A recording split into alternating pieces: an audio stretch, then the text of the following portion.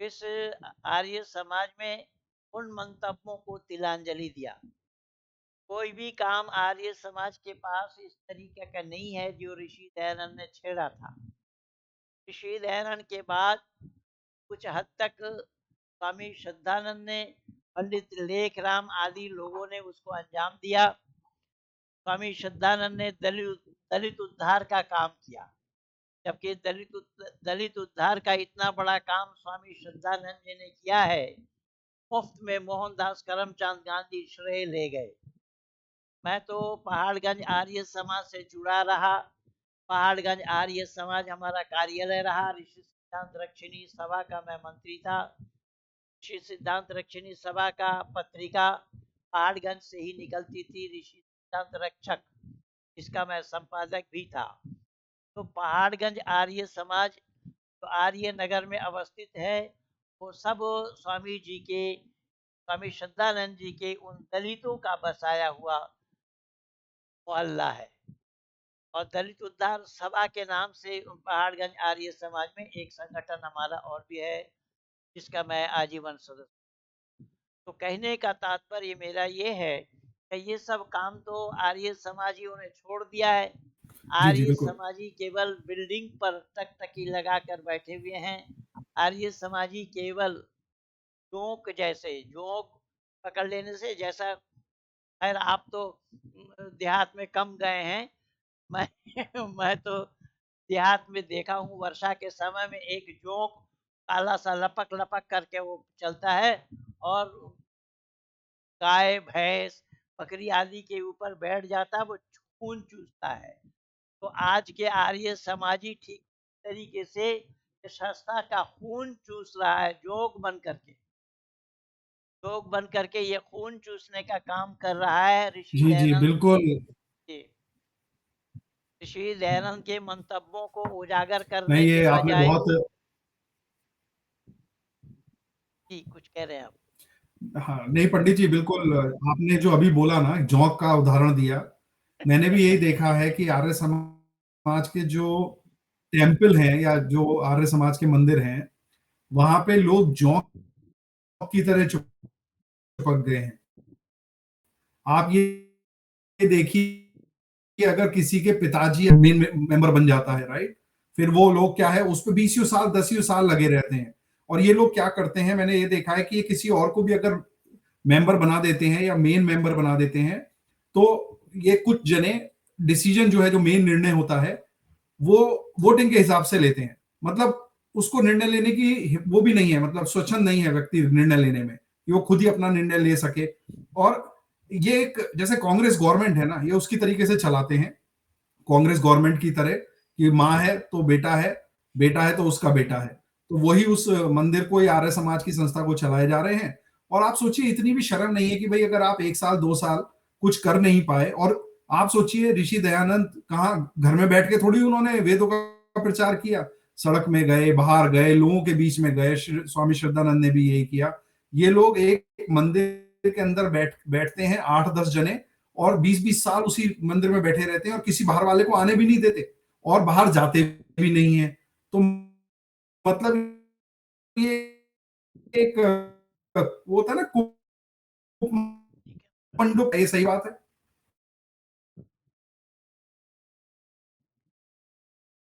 वही मैं कह रहा था, मेरा ये 40 साल का एक्सपीरियंस है।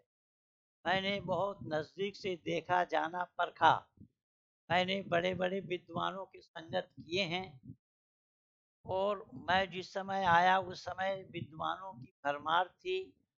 बहुत दिग्गज विद्वान, मूर्धन विद्वान आर्य समाज में थे, जिन लोगों का संगत मैं किया हूँ, जिन लोगों का सानिध्य मैं पाया हूँ, जिन विद्वानों के चरणों में बैठ कर के कुछ सीखने का, जानने का सौभाग्य प्राप्त हुआ है। लेकिन वर्तमान समय में मैं देखता हूँ या देख रहा हूँ कि आर्य समाज का प्रचार तो कम, केवल अपने स्वार्थ सिद्धि का ही प्रचार हो रहा है। अगर स्वार्थ सिद्धि वाली बात न हुई होती, तो आज संपूर्ण विश्व के आंगन में जितने भी आर्य समाज हैं या आर्य संस्थाएं हैं, सब जगह झगड़ा। और आप बिल्कुल ठीक कह रहे हैं कि एक बाप बन गया तो वो चाहेगा हम बेटा को बनाए, वो चाहेगा हम अपने, यानी परंपरा चला दिया इस तरीके। वहाँ योग अयोग देखा नहीं जाता है, यानी काबिल नाकाबिल देखा नहीं जाता है। काबिल लोगों को बिठाना चाहिए जिनके द्वारा काम हो। अभी ये जीते जागता प्रमाण हमारे सामने हम ये देख रहे हैं। कल परसों मैं लिखा भी इसके ऊपर, ये आर्य जगत के आर्य समाजियों का एक राजनीतिक पार्टी बनी हुई है, तो राज आर्य सभा कहते हैं। तो राज आर्य सभा में आचार्य चंद्रदेव जी एक वेदज्ञ विद्वान, वैदिक विद्वान, वैदिक आचार्य उसके अध्यक्ष थे। अब एक दूध व्यापारी को आचार्य बना दिया है, तो डेयरी फार्म चलाते हैं, ऐसे को आज वहां पर अध्यक्ष बना दिया है। अब इससे अंदाजा लगाइए कि समाज का उत्थान ये क्या करेंगे, समाज का उद्धार ये क्या करेंगे। तो इसी प्रकार से आपके आर्य समाज जी, में, मैं संपूर्ण विश्व के आंगन की बात कर रहा हूँ, केवल भारत में ही नहीं। भारत में सार्वदेशिक सभा दो खेमों में बटे हुए हैं, प्रांतीय सभा दो तीन बने हुए हैं। हर प्रांत में यही हाल है, हर प्रांत में ये झगड़ा है। और ये सभा के द्वारा आर्य समाज को माइनॉरिटी में एक शिक्षा संस्थान मिली हुई है, एक अधिकार मिला हुआ है। ऐसे ही अधिकार आर्य समाज को मिला हुआ है मैरिज एक्ट में भी। मैरिज में शारदा एक्ट के नाम से 10-10-1 एक एक्ट है, उसको ये मिला हुआ है मैरिज के। तो ये सब अपने खाना पूर्ति में लगे हुए हैं। आर्य समाज का काम कम और अपने उद्देश्यों की पूर्ति ज्यादा है। जो वो विद्यालय इनके हैं, इनके द्वारा एफिलिएटेड है, उन सब विद्यालयों में सब पैसा लेकर के ही भर्ती होते हैं। अध्यापक जो भर्ती होते हैं, आप नौकरी में लगा तो सकते हैं, निकाल नहीं सकते किसी। तो नौकरी में लगाने के लिए वहाँ भरमार बेइंतहा पैसा लिया जाता है। पैसा ले करके ही वो नौकरी पाते हैं, चाहे वो योग्य ही क्यों ना हो, तो पैसा देना पड़ेगा। और आयोग के लिए तो कोई बात नहीं है। तो इस प्रकार का ये काम चल रहा है संपूर्ण विश्व के आंगन में। जहाँ जहाँ आर्य समाज का विद्यालय है, तहाँ तहाँ यही काम हो रहा है, वहाँ वहाँ यही काम हो रहा है। मेरा ये 40 वर्ष का एक्सपीरियंस है संपूर्ण आर्य जगत में घूम करके। मैं ये देखा हूँ, जाना हूँ और परखा हूँ। और मैं स्पष्टवादिता की बात करता हूँ। मैं स्पष्ट वक्ता और स्पष्ट लेखक के नाम से अपना छवि बना पाया हूँ इन संपूर्ण आर्य जगत में। इसलिए मेरी स्पष्टवादिता को लोग पसंद नहीं करते, तो फिर भी मैं पीछे नहीं हटता। मैं अपनी बातों को अपने अंदाज से लोगों के बीच में रखने का प्रयास करता हूँ कि ऋषि दयानंद के मंतव्यों का उजागर करना ही मेरा मकसद और उद्देश्य है। क्योंकि मैं ये विचार पाया हूँ ऋषि दयानंद कृत अमर ग्रंथ सत्यार्थ प्रकाश को पढ़ करके। अगर मैं सत्यार्थ प्रकाश को ना पढ़ा होता, सत्यार्थ प्रकाश को हम ना पढ़े होते, ये सत्यार्थ प्रकाश को अगर मुझे ना मिली होती, तो मैं आज आपका सानिध्य भी नहीं पाता। जबकि आपके अरे, डिस्ट्रिक्ट में ही मैं बड़ी मस्जिद में इमाम था। अब तो जिला बागपत बन गया, पहले मेरठ होता था। बड़ौद के पास बरवाला, नसोली बरवाला, बावली बरवाला, उसी बरवाला में बड़ी मस्जिद में इमाम था। इसी सत्यार्थ प्रकाश के माध्यम से मैं अपने को आज यहाँ तक पाया हूँ। तो आप लोगों का सानिध्य मुझे मिला है ऋषि दयानंद के मंतव्यों को पढ़कर, ऋषि दयानंद के मंतव्यों को जानकर। मैं बहुत बड़े बड़े मदरसा में 25 जगह मुस्लिम इंस्टीट्यूट में सवाल लिखा, और ऊपर लिखा उनजुरिला माकाल वला तंजुरिला मन काला, कि मैं कौन कह रहा हूँ मुझे ना देखे मैं क्या कह रहा हूँ उस पर विचार करें। तो कुछ सवाल भेजा, उन सवालों का जवाब नहीं दे पाए, और सवालों का जवाब ना देने की दशा में मुझे टरकाया गया कि आप इस काबिल नहीं कि सवाल का जवाब दिया जाए। आप नहीं, ईमान नहीं, से हाथ बहुत, धो बैठे। बहुत, बहुत अच्छा। अब जी, जी, जी। ये तो हाँ, नहीं मेरे पंडित मेरे मेरे विचार आप लोगों ने भी छापा है, ये आपने छापा है, हमारे माननीय चंडोरा जी ने ये पुस्तक छापी है, जी, और आपके पास भी ये जी। पुस्तक है। 4 पुस्तकें जी, उन्होंने जी। छापी है इस तरीके से। माननीय चंडोरा जी से आपने ही जोड़ा था। चंडोरा जी से मेरा कोई परिचय नहीं था। आपके माध्यम से ही मैं नहीं, उनसे नहीं, ये तो जुड़ा। बहुत बड़ा। आपके माध्यम से ही मैं उनसे जुड़ा, तो हाँ, उन्होंने इतना बड़ा काम नहीं, ये तो किया है। बहुत बड़ा कार्य है। अभी हाँ, तो जी, जी। नहीं, तो नहीं, बिल्कुल। तो आप ये बताइए। नहीं, बिल्कुल, बिल्कुल, बिल्कुल। इस हाँ, तरीके पंडित से जी, 4 तो आप ये बताइए पुस्तकें। मेरे को। जी। जी, जी, जी। नहीं, नहीं, बिल्कुल 4 नहीं, ये तो कम से कम 100 पुस्तकें होंगी टोटल तो अगर हाँ, छापेंगे तो, हाँ, वो इतनी तो पुस्तकें हैं। मैं जी, जी। उसपे अपने इंटरनेट पे भी ला दिया हूँ। साइट बन गया है, उसको जी, साइट जी। आपको दिया भी था, तो बहुत कुरान प्रकाश के नाम से। जी। तो उसमें भी आप देख सकते हैं, पा सकते हैं सब। जो हिंदू भाई-बहन हैं, जो हमारे हिंदू भाई-बहन हैं, जी।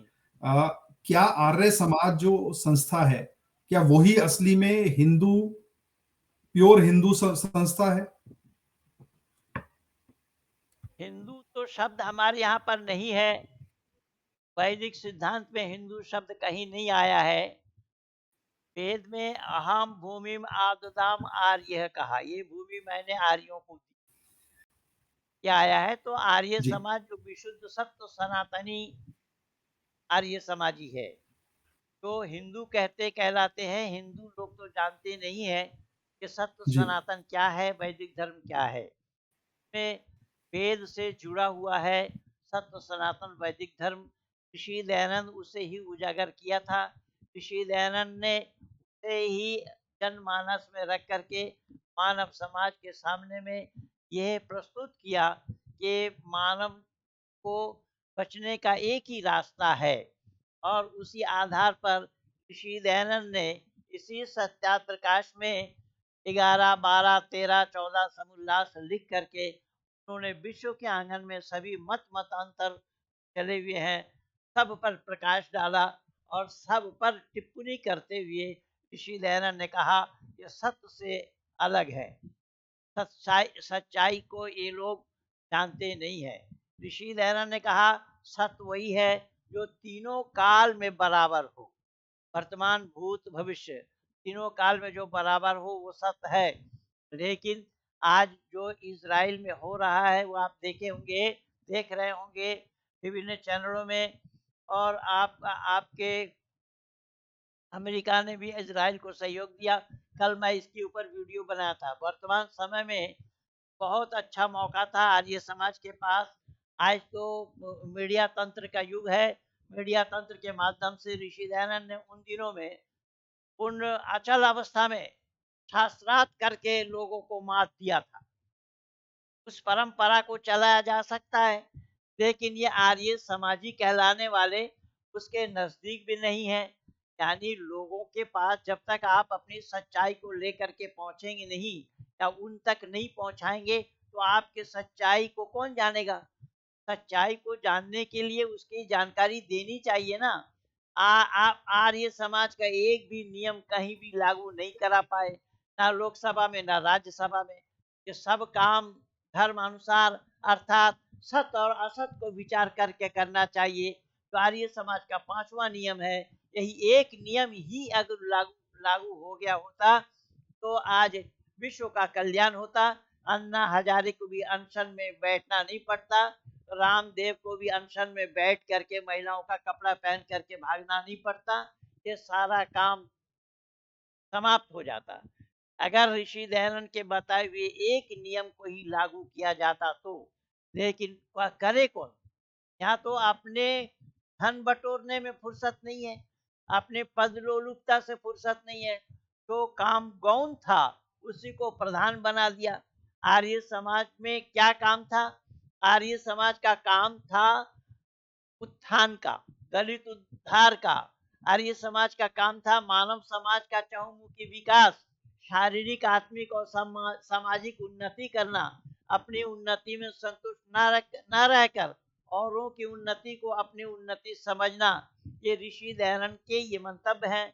और मंतव्य नहीं, ऋषि दयानंद ने आर्य समाज के नियम में लिख दिया है। 10वां नियम में लिखते हैं सब काम सब मनुष्यों को सब काम सामाजिक सर्वहितकारी नियम में स्वतंत्र रहना चाहिए और प्रत्येक हितकारी नियम में सब स्वतंत्र रहें। और इन तथाकथित आर्य समाजियों ने उनको पलट दिया है। जो स्वतंत्र रहना चाहिए था वहां ये स्वतंत्र हो गए, जहाँ स्वतंत्र रहना चाहिए था वहां ये प्रतंत्र हो गए। तो जो समाज के लिए काम था वो अपने लिए कर लिए। अब आर्य समाज में औषधालय खोले, आर्य समाज में विवाह के लिए किराए पर दिया जा रहा है। और विवाह के लिए आर्य समाज की बिल्डिंग को किराए पर देंगे, वहां पर शराब पीने का अड्डा बनाया जाएगा, किसी को रोक नहीं सकते आप। मैं बहुत देखा, बहुत नजदीक से देखा। कलम तो भरा हुआ है, सब भर लिया जाता है, लेकिन आर्य समाज में शराब पीने से रोका नहीं जा सकता। अगर आर्य समाज में विवाह के लिए किराए पर देना बंद हो जाए तो मेरे ख्याल से, मेरे विचार से शराब बंदी में बहुत बड़ा लाभ होगा। अब वहाँ दवाखाना खोल दिया है। अब दवाखाना वहाँ है जो हजार हजार रुपया दे करके डॉक्टर दिखा सकते हैं, ऐसे लोगों के बीच में दवाखाना खोला है। दवाखाना खोलना था तो उन झुग्गी बस्तियों में जाकर के दवाखाना खोलते। जो लोग अपना इलाज करा नहीं पा रहे हैं, जो लोग इलाज कराने से माजूर हैं, जो लोग इलाज कराने में सक्षम नहीं है, तो ऐसी जगह में जा करके आर्य समाज का कोई काम नहीं है। यानी उत्थान के लिए कोई काम आर्य समाज का नहीं है। केवल अपने उत्थान के लिए, अपना धन बटोरने के लिए, अपने पद को सुरक्षित रखने के लिए ये सांप जैसा कुंडली मार करके बैठ गए हैं। मैं तो कई बार कहता हूँ कि ये फेविकोल लगा करके बैठ गए हैं कुर्सी। बताइए आर्य जी। नहीं नहीं, सही कह रहे हैं। असल में पंडित जी, जो शब्द समाज है, पहले ये बताइए, अगर कोई भी अपने नाम के बाद आर्य लगा दे तो क्या वो आर्य हो जाता है? नहीं तो बड़े, मैंने तो आर्य, यही देखा है कि बहुत सारे ज्यादातर जो आर्य लगाते हैं, मतलब जी जी। आर्य एक गुणवाचक शब्द है। जो गुण कर्म स्वभाव से श्रेष्ठ हैं वो आर्य हैं। और ईश्वर के पुत्र होने के नाते, वहां तो साफ वेद में ही आया है, आर्य नाम ईश्वर पुत्र है। आर्य ईश्वर के पुत्र हैं। तो ईश्वर में जो गुण है उन गुणों को धारण करने वाला ही उसका पुत्र कहला सकता है। ईश्वर के गुणों के नजदीक नहीं आ पाए, फिर भी तगमा लगाए फिर रहे हैं। आर्य लिखने से या आर्य लिख देने से कोई आर्य नहीं हो जाता। आर्य एक आचरण का नाम है। जैसा मानव भी आचरण का नाम है। अगर मानवत्व उसके अंदर में नहीं है तो वो मानव नहीं हो सकता। अगर आर्यत्व का गुण उसके अंदर में नहीं है तो आर्य लिखने से कोई आर्य नहीं हो पाएगा। आर्य जो गुणवाचक शब्द है, उन गुणों को अपने आचरण में लाना, उन गुणों को अपने जीवन में उतारा। इसीलिए ऋषि दयानंद ने ये बताया है, मनस्य एकम, वचनस्य एकम, कर्मण्य एकम। मन, वचन और कर्म तीनों एक होना चाहिए। ऋषि दयानंद आगे कह रहे हैं कि जद जपोति तद कार्य करोति, कि जैसा बोलो वैसा काम करो। लेकिन ये लोग बोलते कुछ है और करते कुछ है, इसलिए सारा बखेड़ा हो रहा है। जी, जी, नहीं, आप सही कह रहे हैं। तो आर्य शब्द नाम के बाद में लगाने से कोई आर्य नहीं बन जाता। हाँ। तो ये बहुत महत्वपूर्ण चीज़ आपने बताई। ऊपर से मैंने तो मतलब यही देखा है कि राजनीति में ज़्यादा दिमाग है, और वो भी ऐसी राजनीति नहीं जो मतलब कुछ अच्छा कर पाए। जैसे शहर में गए, भारत में गए या किसी देश में गए, वहाँ पे राजनीति में पार्ट किया, ऐसा नहीं है। मतलब वो उसी मंदिर में बैठे रहते हैं, वहीं पे राजनीति करते रहते हैं, आपस में ही कुछ ना कुछ गुफ्तगू करते रहते हैं, और कोई बाहर से अगर आता है तो उसको जोड़ना वो लोग नहीं जानते। आप ये उन उन लोगों के जो मंदिर चला रहे हैं, उनके बच्चे अगर कोई बाहर से आता है तो उनके साथ घुल-मिल नहीं पाते हैं। आप ये देखिए, वो नमस्ते जी करते हैं, लेकिन वो उनके साथ घुल-मिल नहीं पाते हैं। वो ये सोचते हैं कि वो बच्चे भी ये सोचते हैं कि हम ज्यादा होशियार हैं, जैसे माता-पिता ज्यादा होशियार हैं, तो वो समाज का निर्माण नहीं कर पाते। ये क्या समस्या है कि इनके दिमाग में क्या बैठ गया है? मतलब वो समाज क्यों नहीं बना पाते? मैं अपने जीवन की कई घटना है ऐसे, मैं एक घटना आपको बता रहा हूँ। ये बनारस की बात है। बनारस लल्लापुरा आर्य समाज में, ये नाला आर्य समाज में एक माता जी थी, उर्मिला माता जी। तो उनकी बेटी पीएचयू में पढ़ती है, एमए कर रही थी उन। तो अभी एक पिछले दिन उसका संपर्क हुआ था, वो मुझे याद दिला रही थी इस तरीके की। खैर, तो मैं जब उनको बोला कि आप आर्य समाज में क्यों नहीं आती हैं? तो वो बोली, पंडित जी, मम्मी के साथ जिस दिन आर्य समाज में गई हूँ, उसी दिन मैं झगड़ा पाई वहाँ। बोले, आर्य समाज में मैं इसलिए नहीं आती कि उतना देर तो झगड़ा से दूर रहेंगे। ये तो स्थिति है। वही बुलानार आर्य समाज आज कब्जा किए बैठे हैं लोग। जी, जी, जी, जी। और सब जगह आर्य समाज में कब्जा है। केवल बनारस का भूला नाला नहीं है। सब ना सब नाला और नदी सब कब्जा कब्जा में ही लिप्त है। सब जगह लोगों के कब्जा जमाए हुए हैं, कब्जा जमा कर बैठे हैं सब। जी, जी, जी, जी। नहीं, सही कह रहे हैं।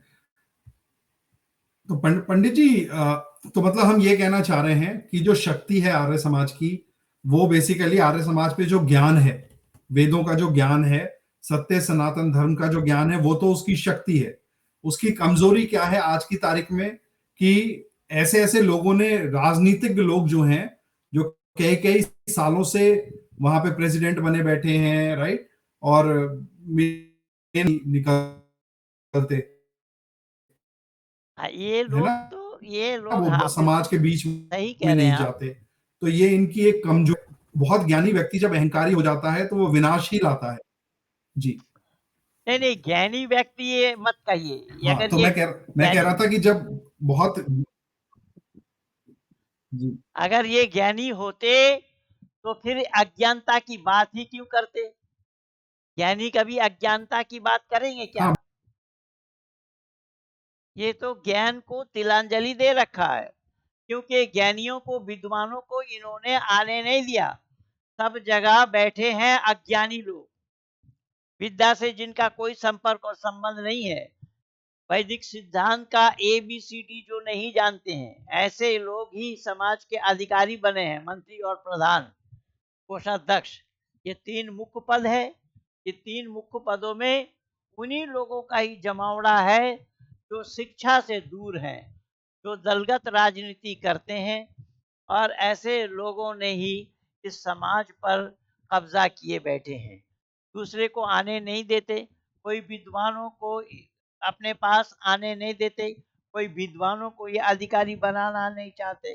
ये तो है इनका मुख्य जो दोष का कारण है, वो यही है। क्योंकि विद्वान ही सुधार सकते हैं, विद्वान ही बता सकते हैं कहाँ कहाँ कमी वो कर रहे हैं, कहाँ कमी नहीं कर रहे हैं। इसी आधार पर आप देखेंगे, जो हमारा यज्ञ परिपाटी है, यज्ञ प्रक्रिया है, उसी यज्ञ प्रक्रिया को आज बिल्कुल धूल में मिटाने लगे हैं। तो यहाँ कहीं 201 कुंडी यज्ञ कर रहे हैं, कहीं 500 कुंडी यज्ञ कर रहे हैं, और कहीं कुछ हो रहा है। लेकिन इसमें जो वैदिक सिद्धांत है, वैदिक मान्यता है कि एक कुंड के 4 आसन होते हैं, और 4 आसन में चारों तरफ लोग बैठते हैं। उनका नाम अलग होता है, उनका काम अलग होता है। एक होता है होता, दूसरा होता है अद्धर्यु, तीसरा होता है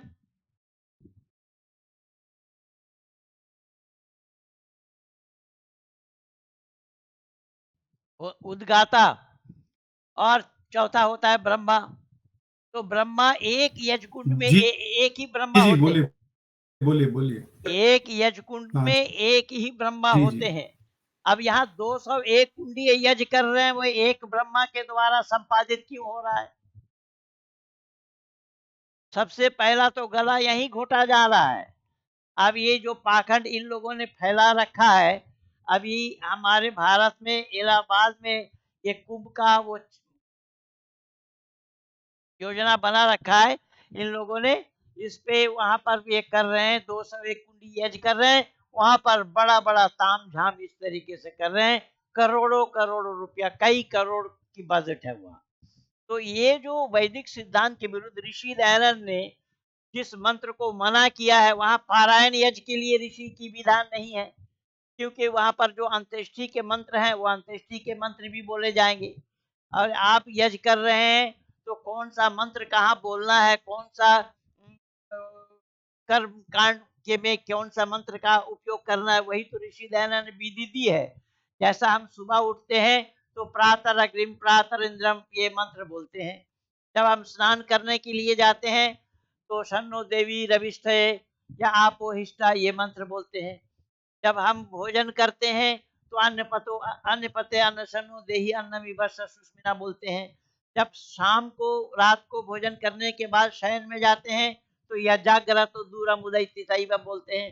तो ये विधि है। तो सुबह उठते ही यजाग्रतो मंत्र का क्यों नहीं पाठ होता है, प्रातः अग्नि वाला क्यों होता है? इसी का नाम विधि है। कौन सा मंत्र कहाँ बोलना उसका नाम विधि है। लेकिन ये बड़े बड़े गुरुकुलों से लेकर के और बड़े बड़े गुरुकुल के आचार्यों से लेकर के ये सारा यही गलत काम कर रहे हैं।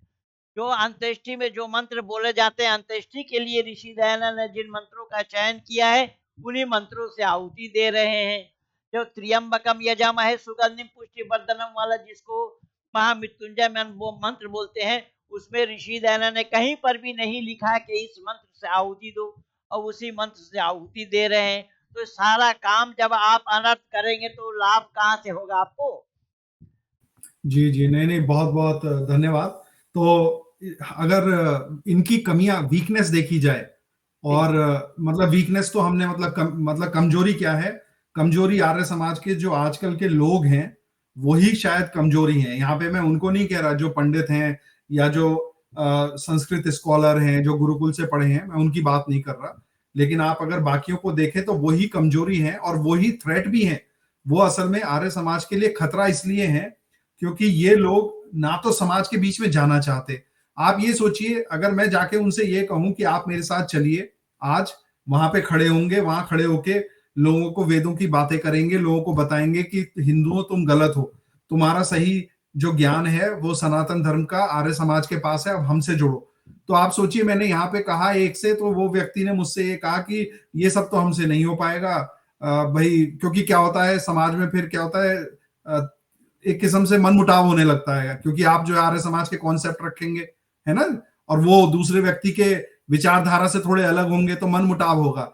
तो आपसी रिलेशन बनाना ज्यादा इंपॉर्टेंट है आज की तारीख में, ना कि आर्य समाज के ऋषि दयानंद के विचारों को प्रोपोगेट करना। मैंने इतना ही देखा है पंडित जी, कोई भी ये कार्य नहीं करना चाहता, सब अपना मजे में 10 15 12 जनों का संगठन बना के छोटा सा एक किटी पार्टी कर लेते हैं, खाना खा लेते हैं, सब मिलके खाना ले आते हैं। यही आज आर्य समाज रह गया है, हवन कर लेते हैं, अपने बच्चों के बारे में सोचते हैं, सिर्फ समाज के बारे में नहीं सोचते। कोई इन लोगों से अगर जुड़ना भी चाहे तो ना ही तो उनके बच्चों को ये लोग प्रेम करते हैं, ना ही उन लोगों को ये लोग प्रेम करते हैं। मैं, क्योंकि आप जानते हैं कि मैं भी ऋषि दयानंद की सत्यार्थ प्रकाश 10 घंटे पढ़ के ही परिवर्तन हुआ था मेरे अंदर भी। नहीं तो मैं भी जो हूँ साईं बाबा का भक्त रहा हूँ, हनुमान जी का, शिव जी का, है ना।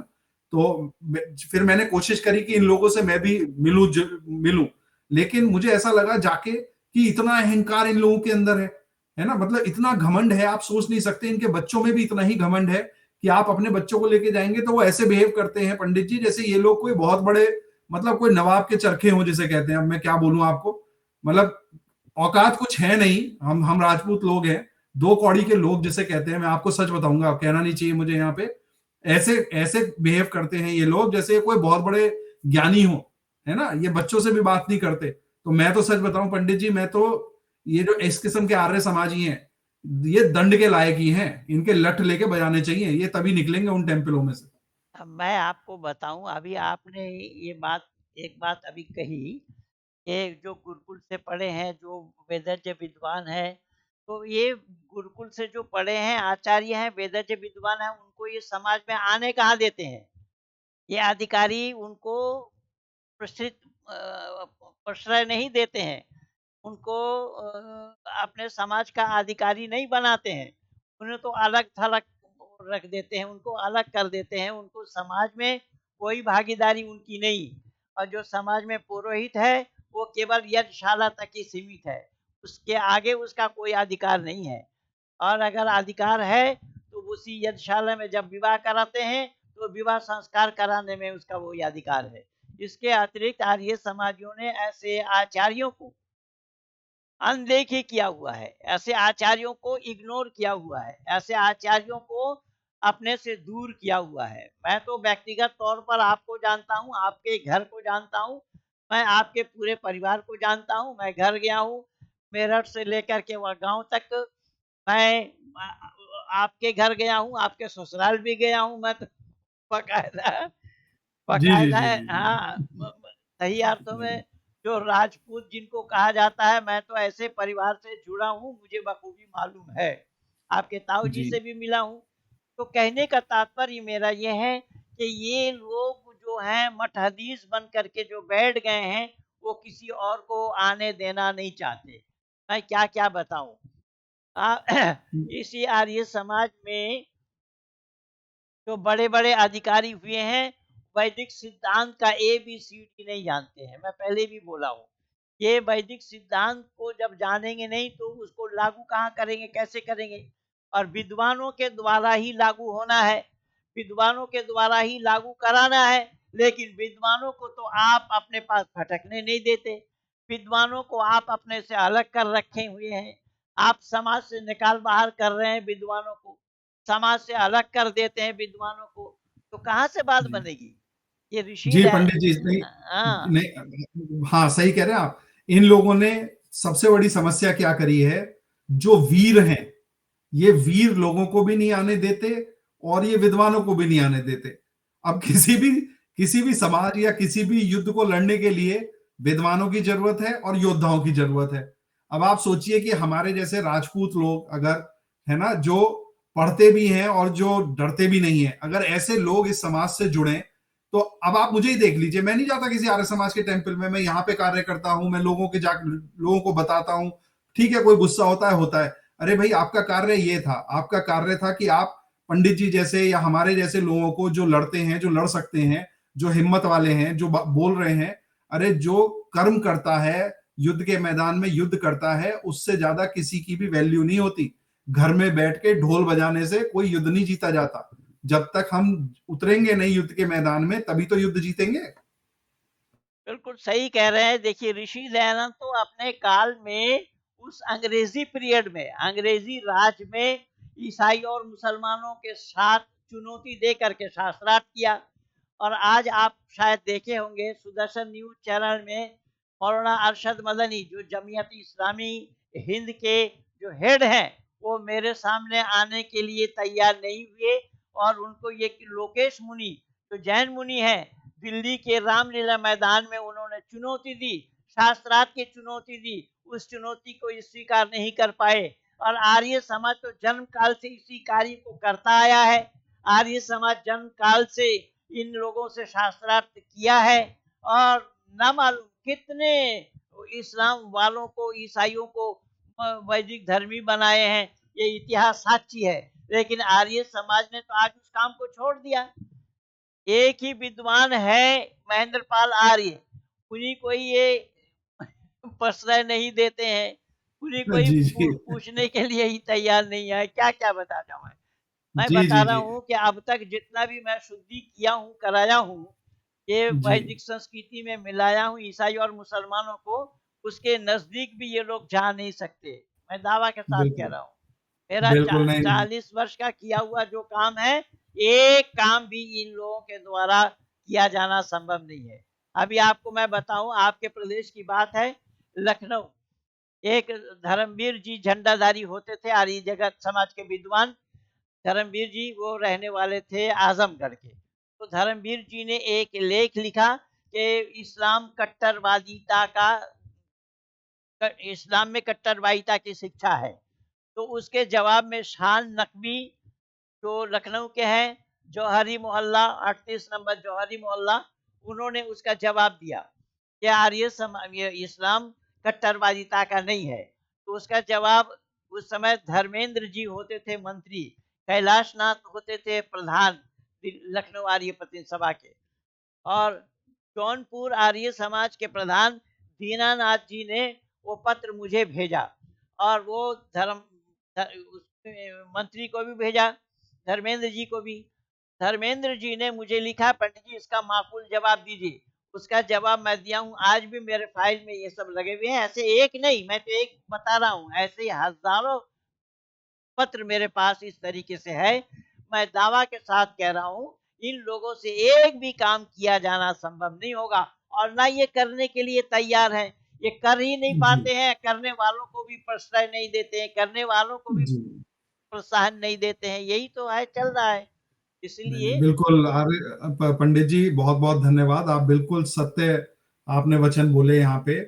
आर्य समाज तो दर्शकों हमारे हिसाब से अगर देखें तो आर्य समाज आज एक फेल्ड संस्था है, जिसलिए उसका जन्म हुआ था वो कार्य वो नहीं कर पाई बिल्कुल, और बिल्कुल। आर्य समाज एक ऐसी समस्या है, जिससे निकलना भी उनको बड़ा मुश्किल है क्योंकि उनके लोग ही उसको खा रहे हैं। तो हाँ, आप विद्वानों को और योद्धाओं को अपने से अलग कर देंगे, तो सिर्फ क्या बचेगा वहाँ कायरता बचेगी। तो इसलिए आज कायरता ही आर्य समाज के अंदर रह गई है और एक कायरों की संस्था बन के रह गई है। आप जिस दिन ऋषि दयानंद की वाणी और उनकी दिया हुआ ज्ञान समाज में बाँटेंगे, उसी दिन आप एक योद्धा बन पाएँगे। और पंडित जी आप कुछ कह के अंत करना चाहेंगे? हाँ, मैं ये कह रहा हूँ कि आर्य समाजी जो है ये समाज के दीमक है, समाज को चाट रहे हैं। आर्य समाज अच्छा है, पर ये तथाकथित आर्य समाजी बनाम रट्टू तोता मैं लिखा हूँ इनको, कि ये सब रट्टू तोता है। इसीलिए ऋषि दयानंद ने जो पाठ पढ़ाया था, भली-भाँति वो पहले आएगा, जाल बिछाएगा, दाना डालेगा वाला और ऋषि दयानंद ने इसी तरीके से इन लोगों को पढ़ाया। लेकिन ये रट्टू तोता उसी जाल में ही फँसते चले गए, वैदिक सिद्धांत को तिलांजलि दे करके केवल अपने स्वार्थ पूर्ति में लगे हैं। इसलिए मैं कहूँगा कि आर्य समाज अच्छा है, समाजी अच्छे नहीं हैं। बहुत-बहुत धन्यवाद। तो आर्य आपको भी समाज आपको भी। अच्छा है, आर्य समाज का ज्ञान अच्छा है और विद्वान अच्छे हैं, योद्धा भी अच्छे हैं, लेकिन आर्य सिद्धांत समाज ही अच्छे अटल है। नहीं। सिद्धांत अटल नहीं, है। सिद्धांत तो अटल है, ये तो मैं भी मान नहीं, नहीं, बिल्कुल धन्यवाद पंडित जी, बहुत-बहुत धन्यवाद। आपको बहुत-बहुत साधुवाद आपको भी। कि आप यहाँ जुड़े और ये वीडियो हमको ज़्यादा से ज़्यादा आर्य समाजियों तक पहुँचाना पड़ेगा। ठीक है, हो सकता है पंडित जी में कुछ खराबी हो, हम में कुछ खराबी हो, है ना? लेकिन हमने जो ग्राउंड पे काम कर रहे हैं, वो सबसे बड़ी बात है। हम मंदिर के अंदर बैठ के हवन में सामग्री नहीं डाल रहे और स्वाहा नहीं कह रहे। ईश्वर करे कि आर्य समाज का कभी स्वाहा ना हो। ठीक है? प्रणाम अब पंडित ये जी। मैं एक बात आपको और कह दूँ जी, कि आप ये कह जी, रहे हैं ना कि लेकिन ये आर्य समाजी तो ऐसे लोगों को जो बात हम लोगों ने कही, आप कह रहे जी, हैं कि गलत हो। मैं ये दावा के साथ कह रहा हूँ, जो भी आपके द्वारा मेरे द्वारा यहाँ जो बोला गया है, मैं स्वागत करता हूँ कि इनमें से एक भी शब्द को उठा करके दिखा दे कि आप दोनों ने ये गलत बयानबाज़ी किया है, तो मैं गुलाम बन बिल्कुल, जाऊँगा उनका। बिल्कुल, बिल्कुल नहीं, कोई इसमें गलत नहीं किया और हिम्मत हो तो करके तो दिखाएँ। चलिए हाँ। पंडित जी चलिए नमस्ते, बहुत-बहुत नमस्ते नमस्ते, आपको, ठीक नमस्ते, है? नमस्ते, चलिए। नमस्ते। क्यों नहीं